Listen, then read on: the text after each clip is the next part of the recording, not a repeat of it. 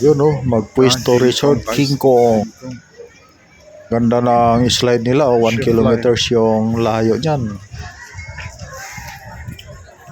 May mga ship line pa, yun oh, tingnan nyo may ship line yan oh, ang haba.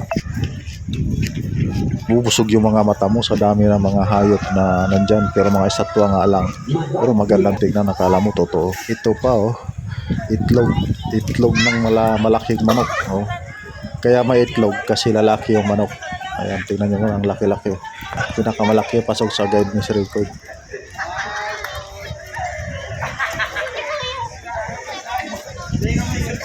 May maliit din na manok sa baba. Ayan o, pinaka-guardya.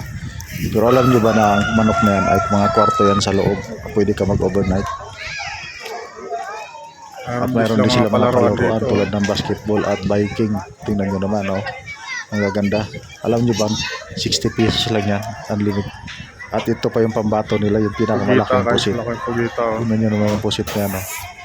Oh, kala mo totoo. Dito guys. Kulay pula na siya. Maganda dito. Parang luto na. O, dyan ako sa ilalim. Tingnan nyo naman, oh, ganda ng design. Sino bang hindi magkakagusto dito sa Pwesto Resort? Magpwesto Resort. Tingnan, ulo pa lang ng pagita. Sarap-sarap ng alaga.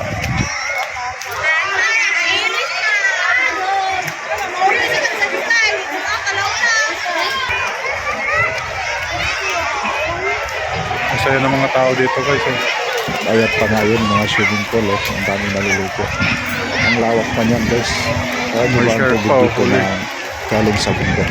Yan may ano pa na shark. Alam mo naman nasa dagat. Ito nga pala yung swimming pool nila. Tingnan mo, design pa lang talaga. Ayan, malapit pa sa mountain. Parang Boracay na. Kala mo white beach, white sand. At na-enjoy nga pala yung mga tao dito. Tingnan mo naman kung gaano ka ganda yung lugar na ito. Oh. At ang tubig dito tabang, walang chlorine, kaya sulit.